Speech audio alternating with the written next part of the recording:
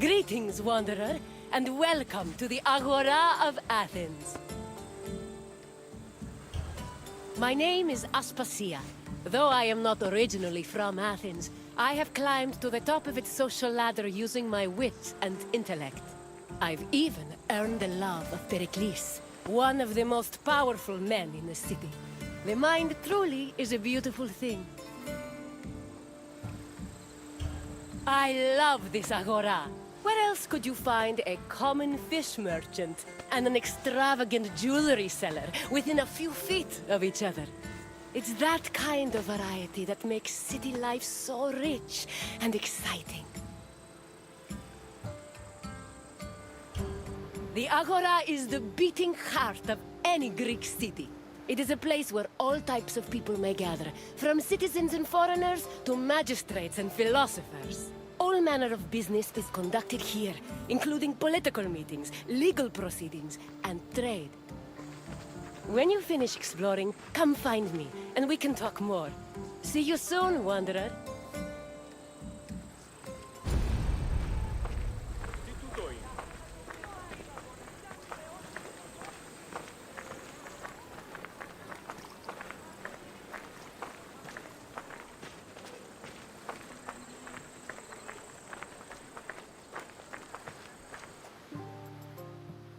The Agora was the civic center of Athens, but it wasn't only frequented by politicians and city officials.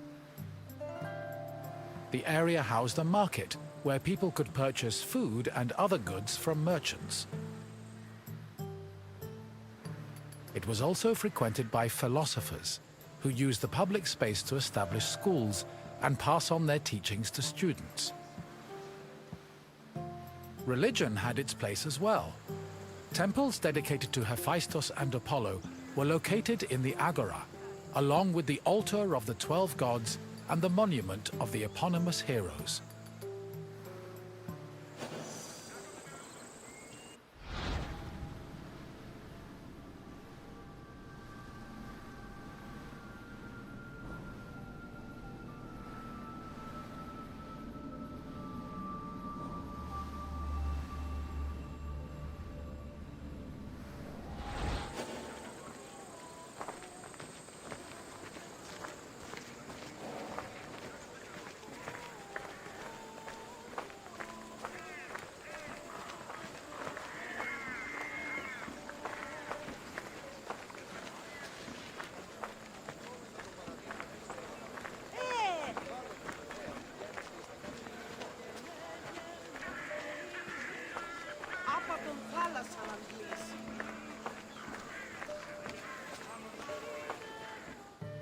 The painted stoa, or stoa poikile, derived its name from the panel paintings on its wall.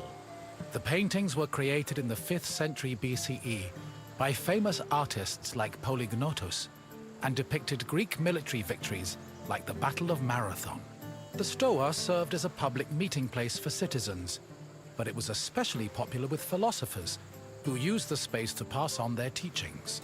In 301 BCE, the philosopher Zeno of Kition chose the Stoa Poikile as the location for his school of philosophy, the appropriately dubbed Stoicism.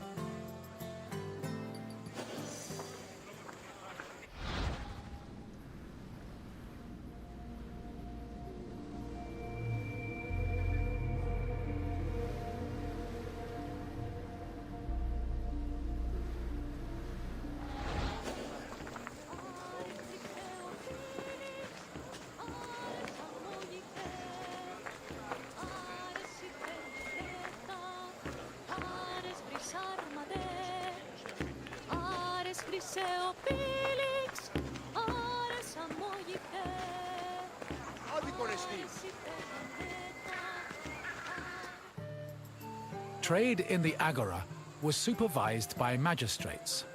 There were 5 agoranomoi, who kept order in the market, controlled the quality of goods, and collected market dues. This provided revenue to the city and helped pay the magistrates and those in charge of maintaining order. The market benefited everyone. Customers bought what they needed, merchants made their living, and city officials received the money they needed to keep the wheels of democracy turning.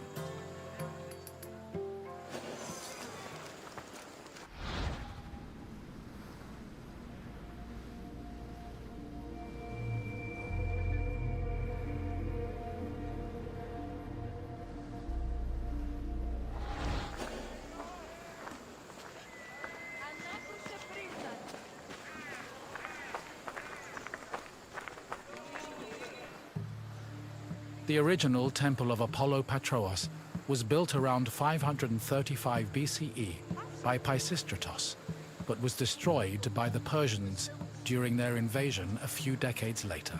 It long remained in ruins, except for the altar, which was left standing as a reminder of the Persian sacrilege. Eventually, a new temple was built in the 4th century BCE. Inside was a statue made by Euphranor, the same artist who painted in the Stoa of Zeus. The temple held special significance in Athens, as it was connected to the origin of the city's people. The name Patros, meaning fatherly, referenced the belief that Apollo was the father of Aeon, founder of the Ionian Greeks, from whom all Athenians are descended.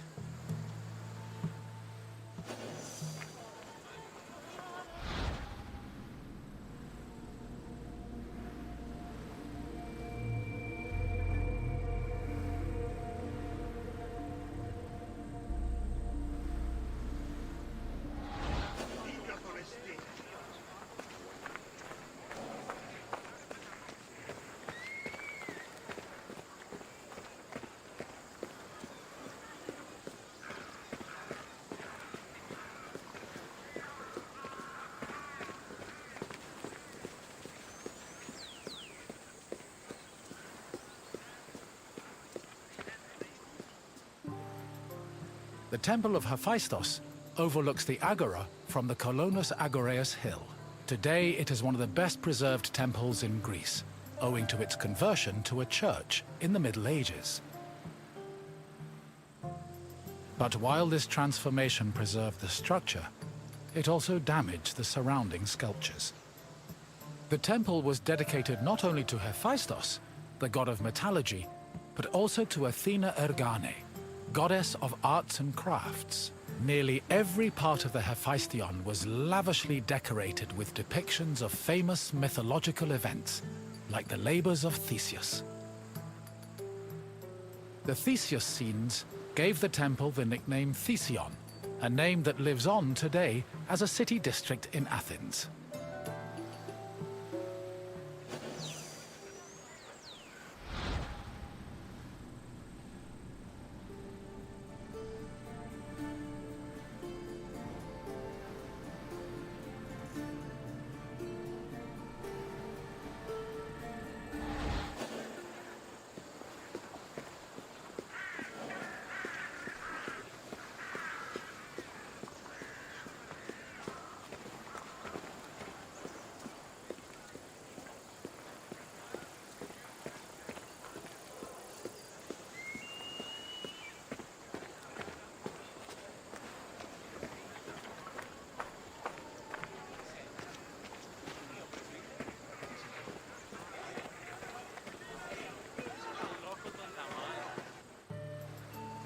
The Boulaterion was another building in the Agora that contributed to the democratic process. It housed the Athenian Council of Citizens, the Boulé. This council of 500 was composed of 50 members from each Greek tribe, all of whom served a one-year term. They were chosen by lot from among citizens over 30. Every month, one group of 50 was chosen to lead the Boulé's executive committee, the Prytaneis. The Prytaneis met every day of the month and called meetings of the full council in the Boulaterion, where they spent their time discussing bills.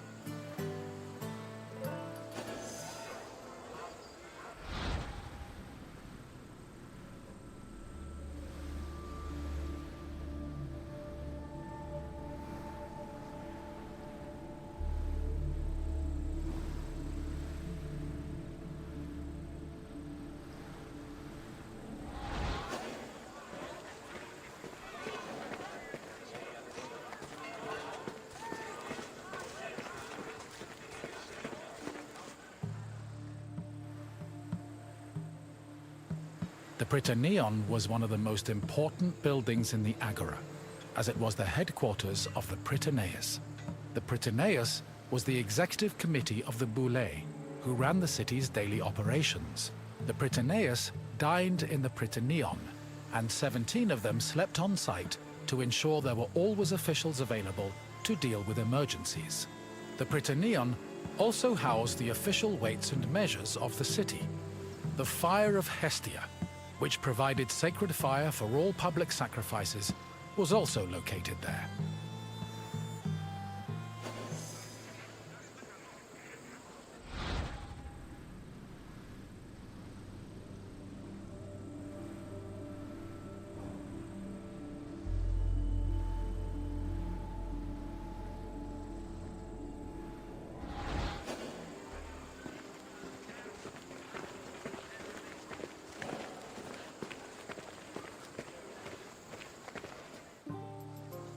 The Heliaia was the most important court in Athens, and was presided over by a group of judges called Heliasts.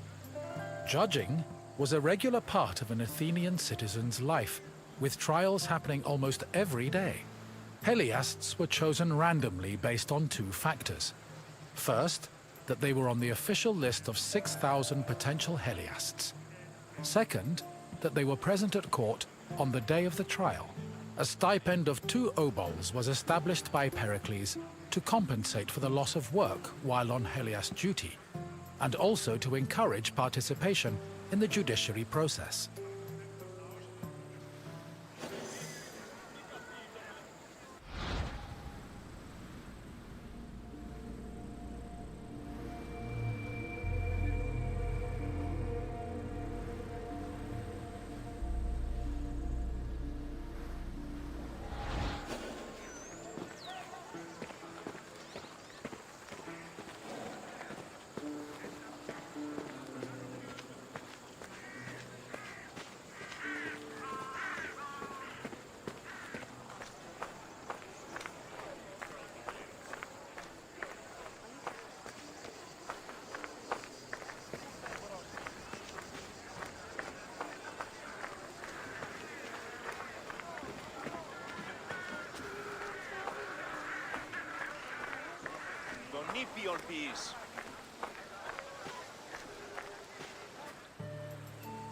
In the Agora, an Athenian could buy and sell many different products. The permanent retail market was divided into sections according to the category of merchandise. Merchants and craftsmen who worked in the market could be citizens, foreigners, or even freed slaves. They sold everything from food and clothes to jewelry and slaves. With so much variety, competition was fierce, and that competition helped regulate the market's prices.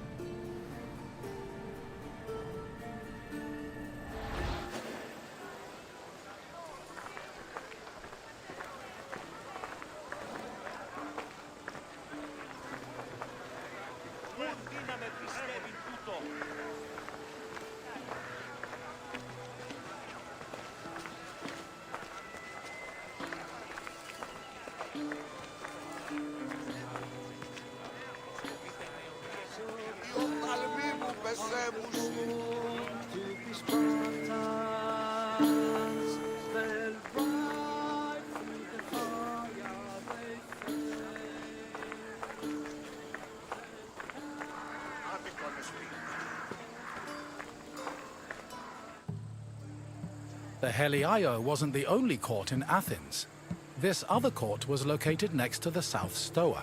Historians believe it to be a court based on the discovery of a nearby box containing 7 bronze ballots. These ballots were used by jurors to give their verdicts. The reason trials were so common in Athens might have been related to their democratic regime, which promoted the individual's right to demand reparations for injustice. However, not all legal matters were settled in this fashion. If a claim was small enough, it was settled individually by a magistrate. Public trials were reserved for more serious offenses, such as murder, theft, and political crimes.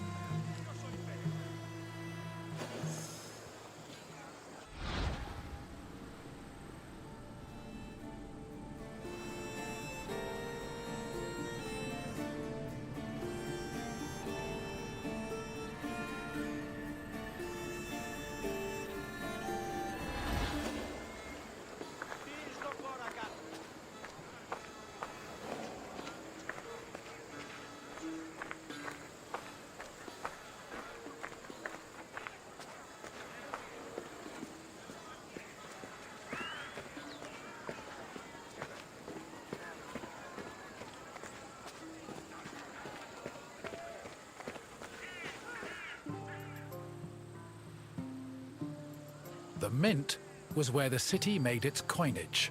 It is believed that Athens' mint was in the city's agora, as modern excavations have turned up small disc-shaped pieces of metal used to make coins.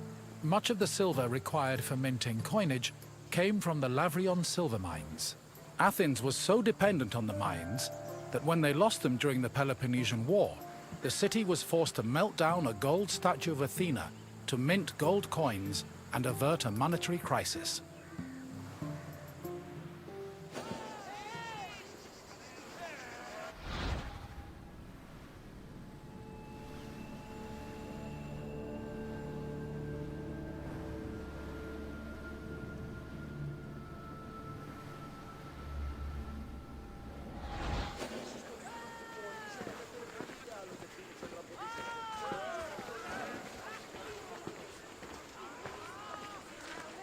You have now experienced the Agora, following in the footsteps of countless Athenians before you. I hope the trip has impressed upon you how important this place was to trade, politics, and law. If you have any questions, don't hesitate to ask. Very well, let's begin. Which philosopher's school took its name from the painted stoa?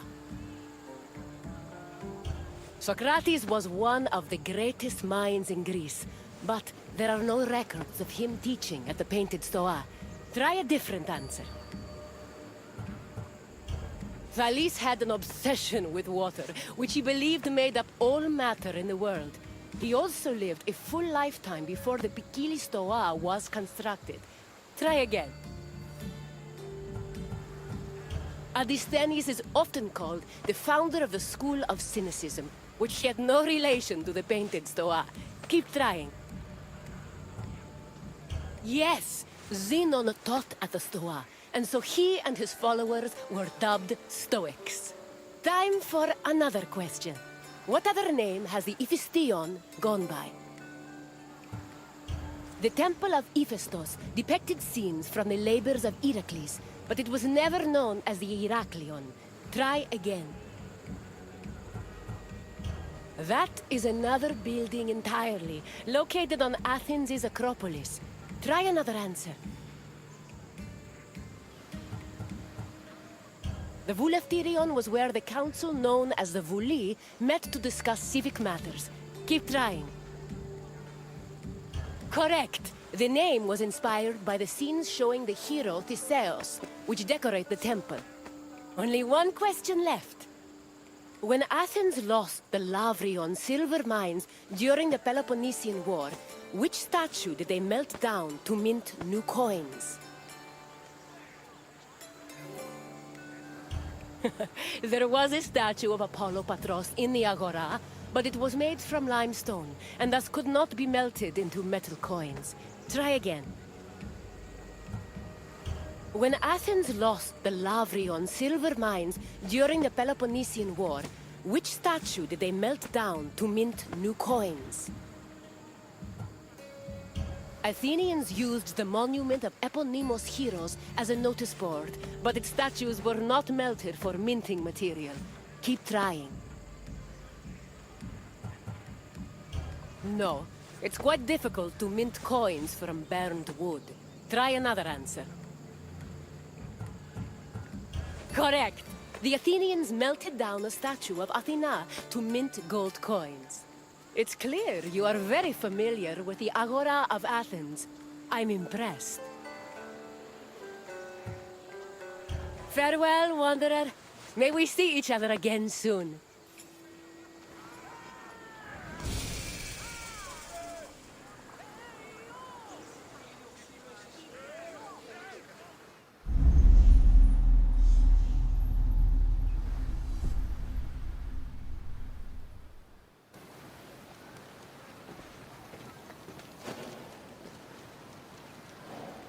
Welcome, Wanderer, to the democratic center of Athens, otherwise known as the Pnyx.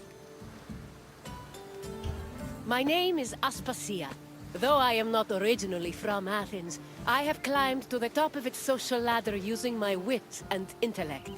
I've even earned the love of Pericles, one of the most powerful men in the city. The mind truly is a beautiful thing. The battles fought here may be more intellectual than bloody, but they are no less spectacular. These outcomes will affect an entire city in a different way. The Pnyx was the meeting place of the Athenian assembly and the physical embodiment of democracy at work. This tour will give you insight into how citizens made decisions and kept the city running. We can talk more when you have finished the tour. See you soon, Wanderer.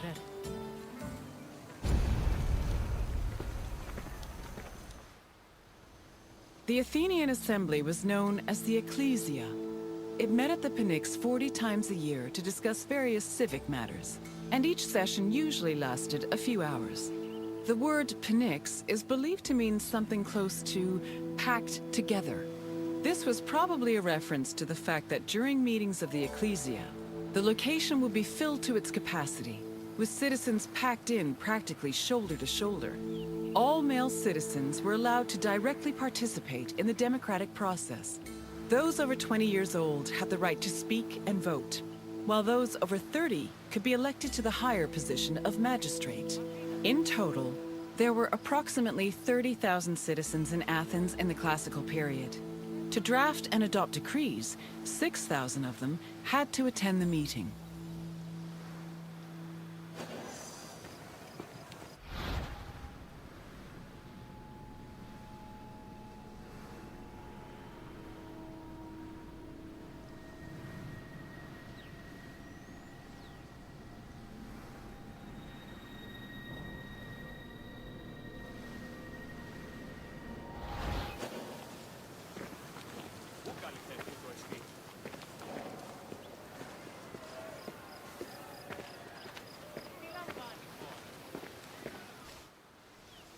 Citizens came from all over Attica's 10 districts to attend the meetings of the Ecclesia. The meeting was presided over by an executive council called the Prytanes. Every session began with a sacrifice to Zeus Agoreos, the patron of the assembly. During the meeting, citizens delivered speeches from the Pnyx's platform on whatever issues the city faced. Afterwards, the issue was voted on with a show of hands from the gathered assembly.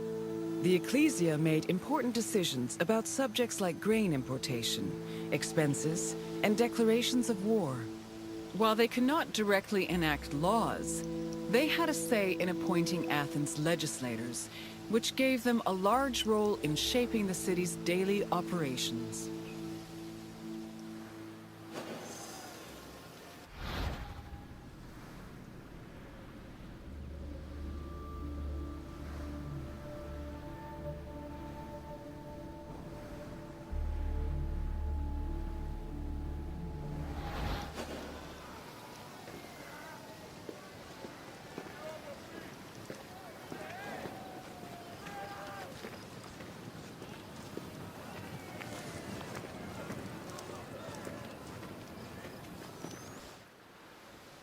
While some citizens only participated in the sessions of the Ecclesia, others could become more involved in democracy as magistrates. Magistrates were elected from among Athenian citizens over 30. They were often successful orators and charismatic politicians, and they held much more sway over important decisions than the average citizen. One of the most famous magistrates was Pericles, who was so popular, he held his position for 15 years.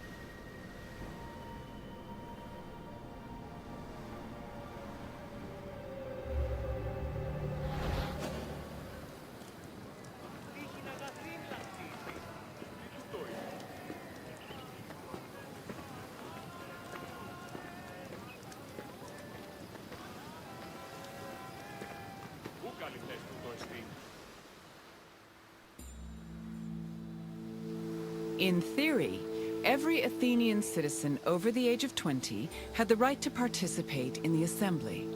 However, some of them lived far from the city, and others could not financially afford to miss a day of work to attend meetings.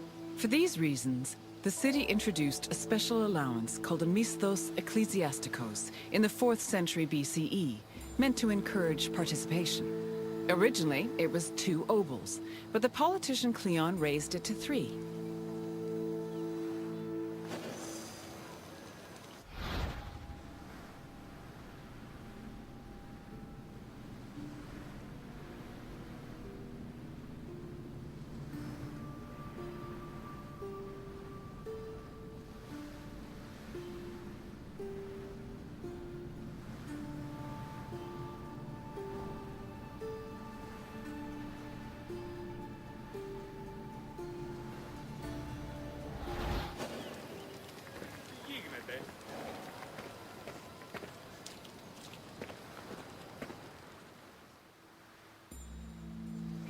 Athens introduced several innovations that heavily influenced modern society, including theater, architecture, and philosophy.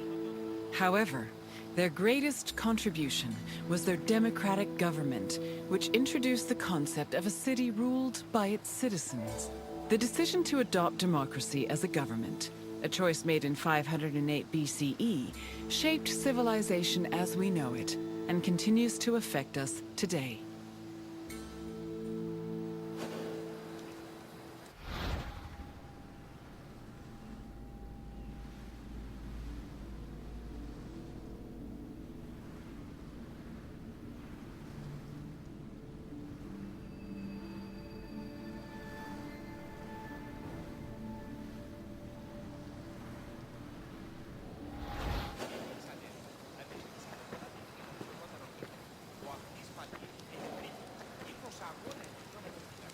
Hello again, Wanderer. I trust you appreciated learning about the inner workings of the city. Is there anything else you'd like to do?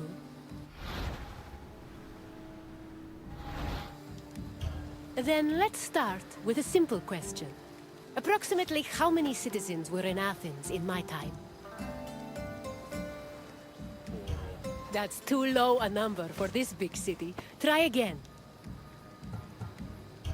Athens' general population was believed to be around 300,000, but only a select few of this number were citizens. Keep trying. Approximately how many citizens were in Athens in my time? What? There aren't that many people living in the entire world, let alone in the city of Athens. Try a different answer. Yes, there were approximately 30,000 citizens in Athens, although the population as a whole was much larger. On to the second question. Who of the following was a famous Athenian magistrate? Leonidas was a Spartan warrior king. Try again. Plato was brilliant and eloquent, but he was a philosopher, not a magistrate. Keep trying. Perseus was a legendary hero, but he was never an Athenian magistrate. Try another answer. Yes, Pericles was an extremely popular magistrate who managed to keep his position for 15 years. Only one question left. What does the word Pnyx mean? People may have met at the Pnyx, but its name did not mean meeting place. Try again. I'm afraid not, although people often gave speeches during sessions. Keep trying.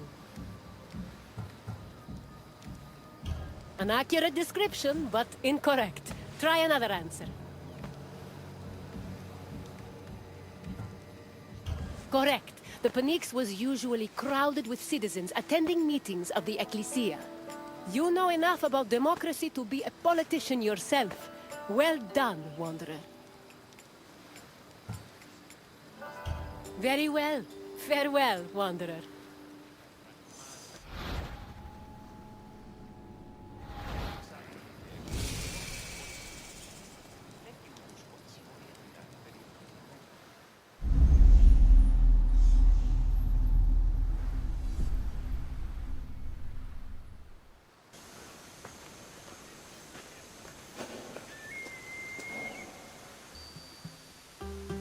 My friend, I see you followed your nose to this lovely...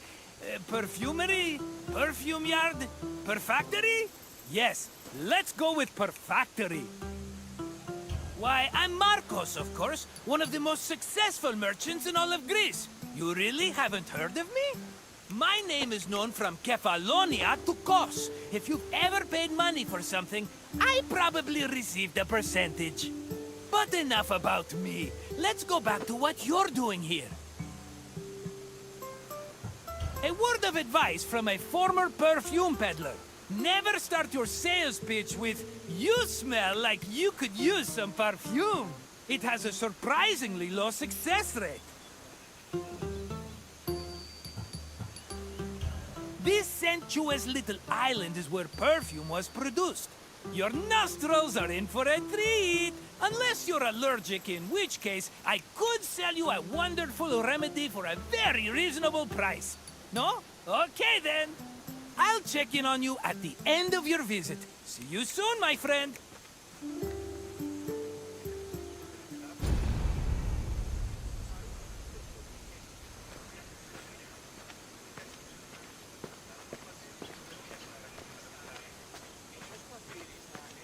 Perfume-making techniques were invented and perfected in Mesopotamia and Egypt, beginning in the 4th millennium BCE. By the time of the Mycenaean era, perfume played an important role in the Greek economy. Mostly reserved for kings, priests, and aristocrats in the beginning, it later became more widely available during the classical and Hellenistic periods. Greeks used perfume for more than just personal cosmetics. It also had sacred uses.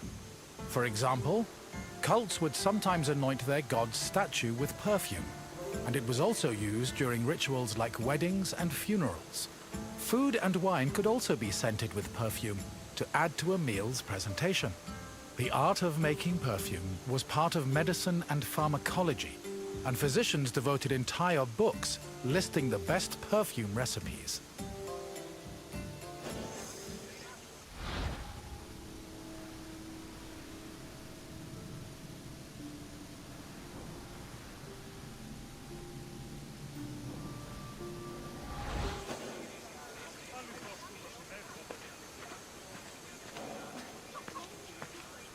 Perfume is made up of two main components: a greasy substance, called an excipient, like vegetable oil or animal fat, and an odorous substance, such as flowers and plants. For ancient Greeks, the most common excipient was olive oil. According to Theophrastus, however, the most valuable oils were those extracted from nuts in the Syrian and Egyptian deserts.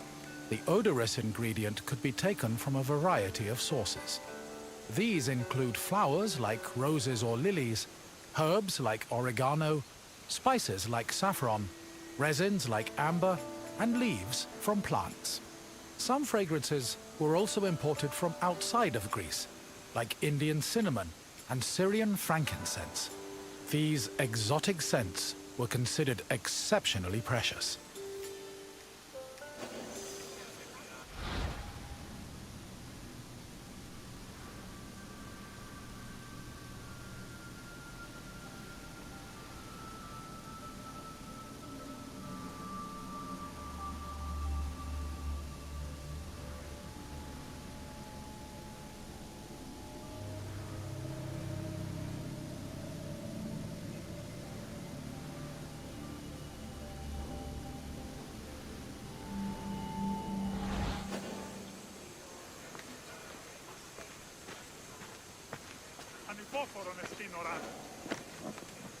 Mixing scent into the fatty excipient was called enfleurage, of which there were two methods. If the flower being used for the scent was fragile, the preferred method of extraction was cold enfleurage, which required an oil-soaked cloth. First, the cloth was rubbed against the flower's petals, saturating the oil with the scent. Then, the cloth was pressed to wring out the scented oil. Hot enfleurage involved heating the excipient before mixing in the scented substance.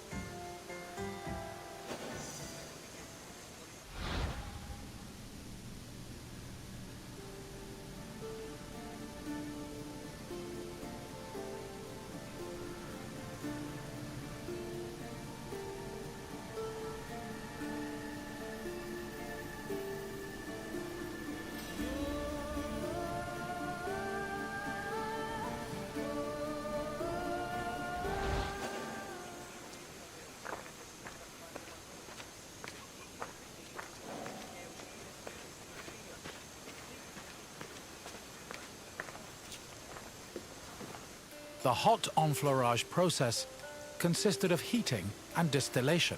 After the scented ingredients were dipped into heated oil, the mixture was then filtered before being pressed and decanted. Once the mixture was complete, spices, coloring agents and fixatives were added, along with preservatives to prevent the perfume from spoiling.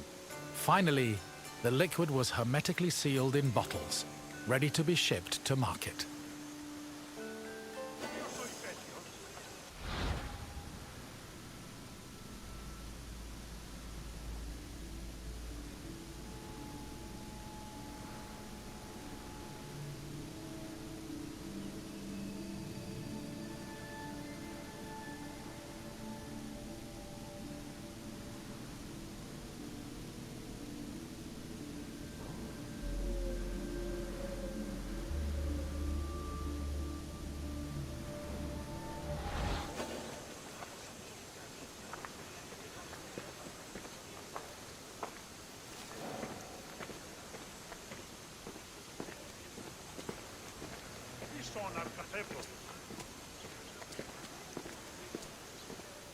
Perfume was usually bottled in ceramic or glass flasks, but more luxurious fragrances were contained in ornamented and painted flasks. Lekythoi and alabastra were elegant bottles designed for women, while arabaloi were used by athletes. It was common for the bottle's craftsmen to brand them to prevent frauds and knockoffs. Perfume shops were usually located in city centers, befitting of their importance. In addition to selling perfume, they were also sometimes used as meeting places. For example, the perfume shops near Athens' Agora were frequented every morning by the city's youth.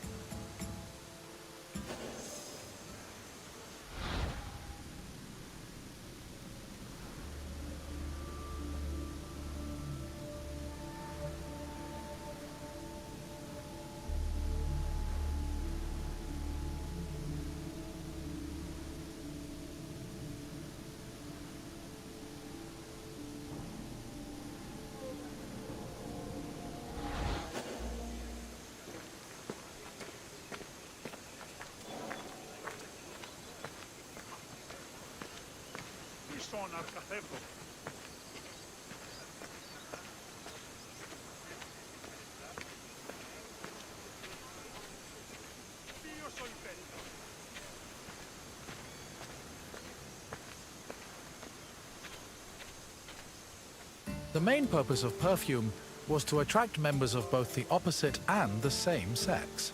We can trace this practice back to a scene in the Iliad, where Hera used perfume to seduce Zeus.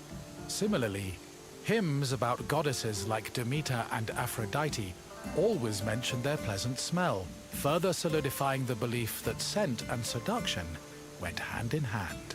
However, perfume was also a mark of social status.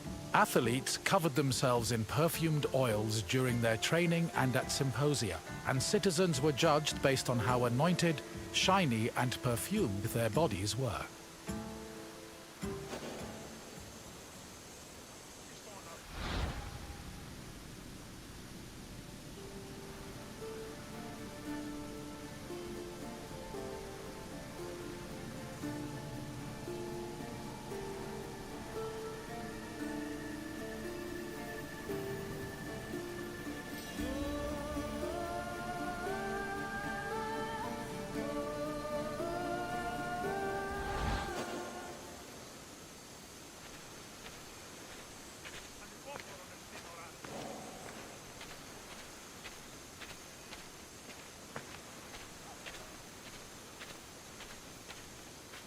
Hello again, my friend! I hope you see now how important perfume was, not only for aesthetic purposes, but for Greek social hierarchy. I wouldn't charge so much for my own bottles if I didn't know the value of what I was selling. What else can Marcos do for you? Good idea. Let's start with an easy question. Which of the following is an example of an excipient? Flower petals can add a lovely smell to the perfume, but they aren't excipients. Try again. Plant leaves make great perfume ingredients, but they aren't excipients. Try a different answer. I'm afraid water works better as a drink than as an excipient. Keep trying. Yes, olive oil makes a great excipient, and dressing, and medicine. Honestly, we pour that stuff on everything, including ourselves. And question 2. What is enfleurage? It does sound like a lovely dance, doesn't it? Unfortunately, it isn't. Try again. Doesn't sound like any sport I've ever heard of. Keep trying. I don't think so, my friend. Try a different answer. Correct! Enfleurage involved mixing the perfume scent into an excipient. We're almost done. Just one more question. In the Iliad, which goddess used perfume to seduce Zeus? A fair guess, but in this case, an incorrect one. Try another answer. That's not the version of the Iliad I heard, but wouldn't that be interesting? I don't think so. As funny as it is to imagine the god of the underworld batting his eyelashes at Zeus. Try again. Yes, Hera poured a saucy scent on herself to get her husband's attention. You did it! You've completed the test. If you say so, but I have a feeling we'll run into each other again soon. Farewell!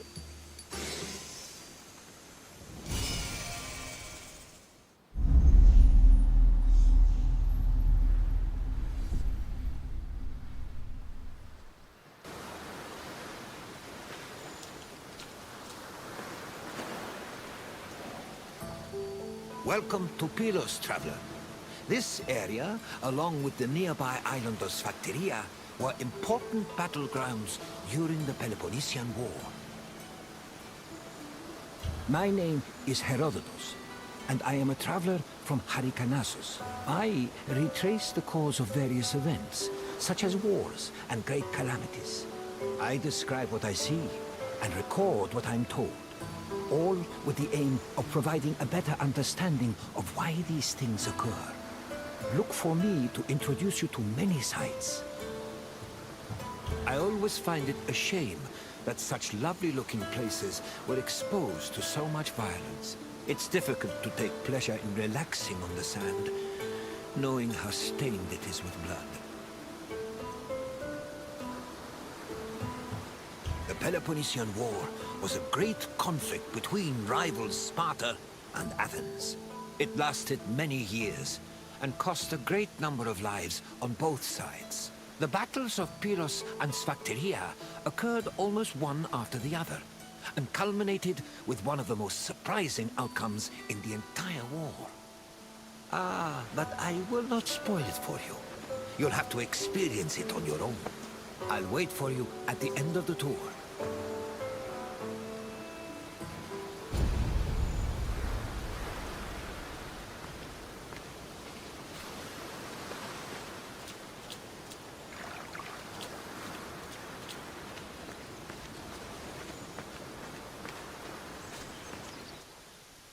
Since 431 BCE, the Peloponnesian War had been raging between Athens, Sparta, and their allies, with neither side gaining much ground. But in 425 BCE, an Athenian general named Demosthenes changed that. After a storm forced his fleet to stop in Pylos, Demosthenes realized a military presence in the area would give them an advantage against Sparta.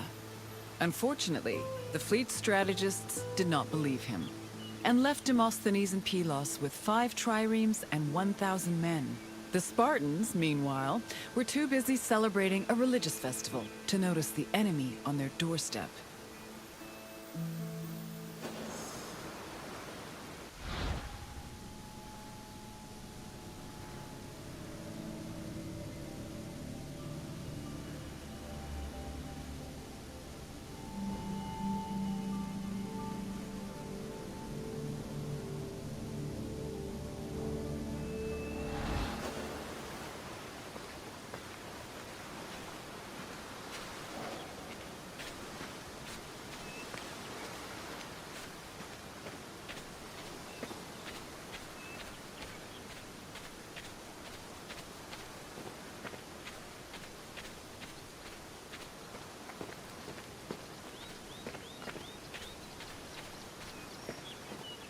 Once Sparta discovered the Athenian presence on Pylos, the Spartan king Agis mustered his troops and fleet.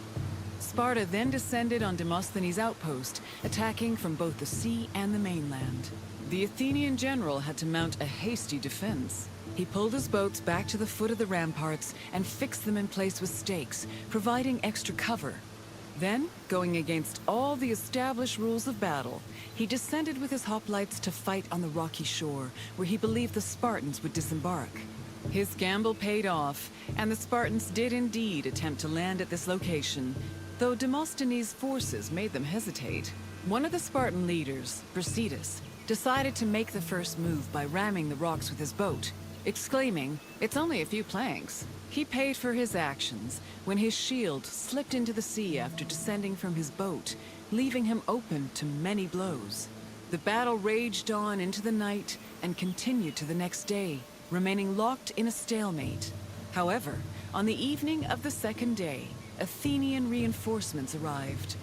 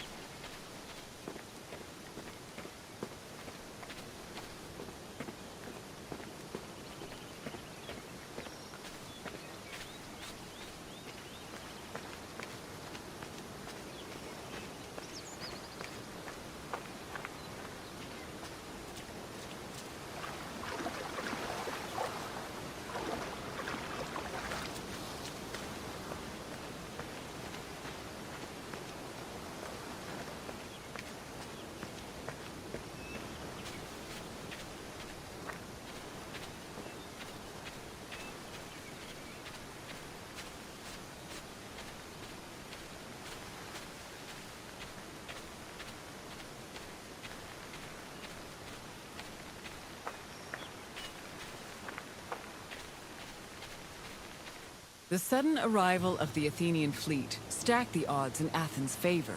The fleet decided to hold off their attack until the next day, when they swarmed the Spartan ships. They successfully captured 5 enemy ships and damaged many others, cutting off access to the nearby island of Sphacteria. Then, to add insult to injury, the Athenians raised a stake, hung with weapons they'd captured from the Spartans, including the shield of Brasidas. Meanwhile, the 420 Spartans on Sphacteria were trapped, and Sparta was completely helpless to rescue them.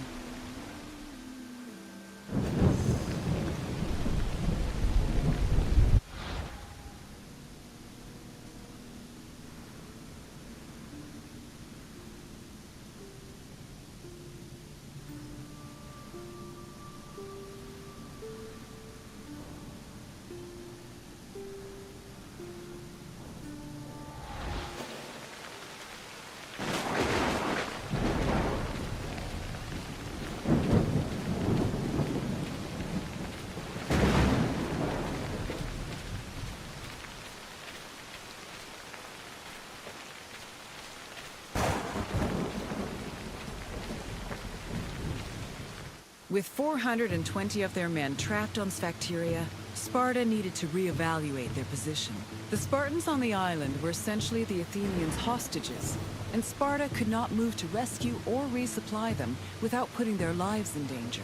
In an effort to save the trapped soldiers, the Spartan leadership negotiated an immediate truce with the Athenian strategists. Sparta agreed to hold back its fleet and halt their attacks on Pylos. And in return, the Athenians permitted them to send supplies to their men. In the meantime, Sparta sent ambassadors to Athens to try and negotiate a better deal.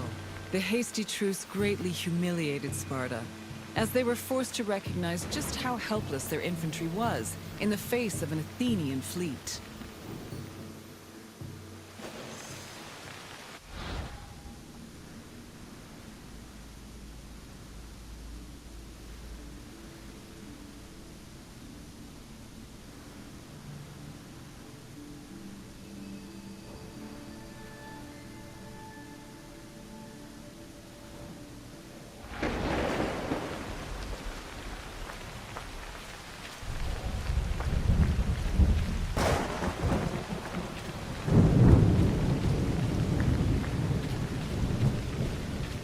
To bargain for the safety of their men, Sparta sent ambassadors to Athens to propose a cessation of hostilities. The ambassadors tried to emphasize that their situation was not a result of strategic incompetence or lack of strength, but rather plain bad luck.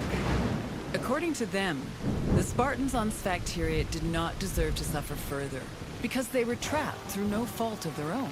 These statements provoked the ire of Cleon, a popular Athenian politician known for his populist speeches. Cleon insisted that the terms of negotiations be discussed openly before the assembly and the Athenian people, instead of in private. The Spartan ambassadors were not as comfortable with public speaking as the Athenians, so they decided to leave.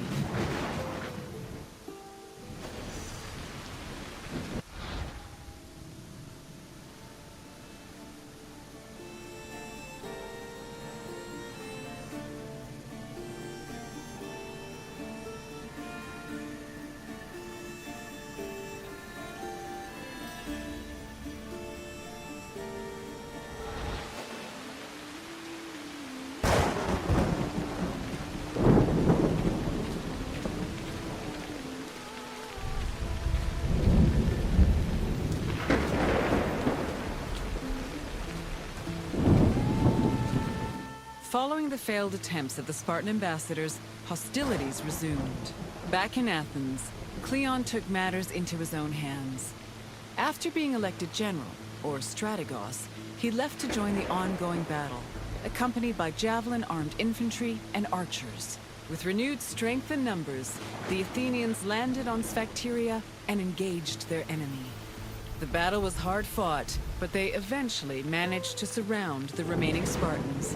It was then that Cleon invited the Spartans to surrender, as he hoped to return to Athens with prisoners.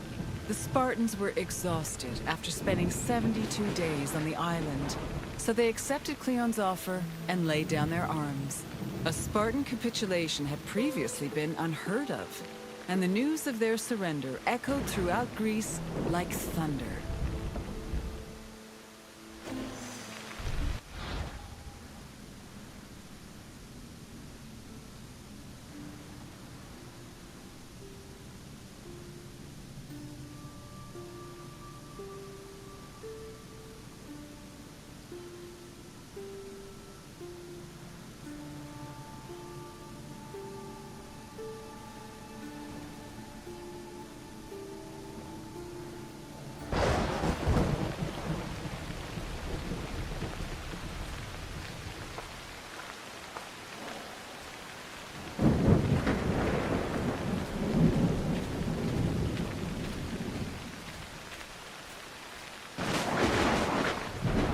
The Spartans' capitulation completely changed the course of the Peloponnesian War.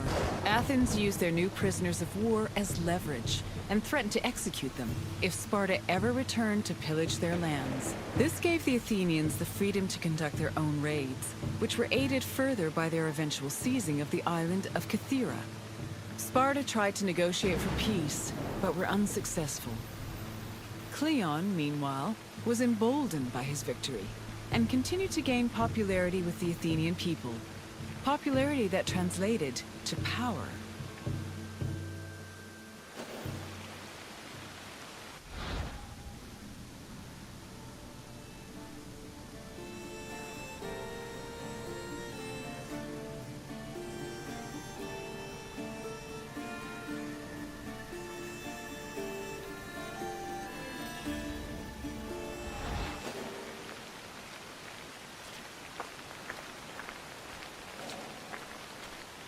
I hope you enjoyed learning about the battles of Pylos and Sphacteria. The battles were hard fought by both sides, but Athens' victory gave them an enormous boost in morale. It encouraged them to be more aggressive, and it was some time before Sparta recovered from the aftershocks of their historic surrender. Now, is there anything else you'd like to do? I'm happy to oblige. Let's begin. Where were Demosthenes and his fleet forced to land during a storm? Demosthenes landed close to the island, but not directly on it. Try again. Laconia was Spartan territory. No matter how bad the storm, it would have been suicide to land there. Try another answer.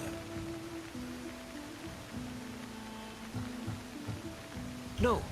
Although the Athenians would eventually seize Kythera later in the war. Keep trying. Yes, Demosthenes landed at Pylos, where he was inspired to set up an outpost. On to the second question.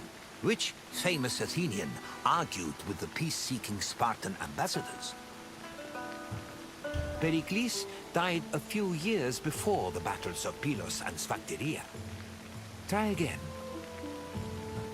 Demosthenes was too busy fighting Sparta's men in Pylos to argue with their ambassadors. Keep trying. Socrates was a philosopher, not a career politician. Although, he probably would have told you there's little difference between the two. Correct. Cleon demanded the terms of the peace be discussed in front of the Athenian assembly, which greatly dissuaded the ambassadors. One last question. Which Spartan general rammed Pylos with his ship? Agis was the Spartan king who gathered his forces after hearing of the Athenian presence on Pylos. Try another answer. Leonidas was a Spartan king who died 55 years before the Battle of Pylos. Try again. Thucydides was an Athenian historian and general. Keep trying. Correct. Brasidas ordered his ship to ram the rocks and lost his shield in the process. You've passed the test. Well done, traveler. Then I will say farewell. Though I hope our paths will cross again someday.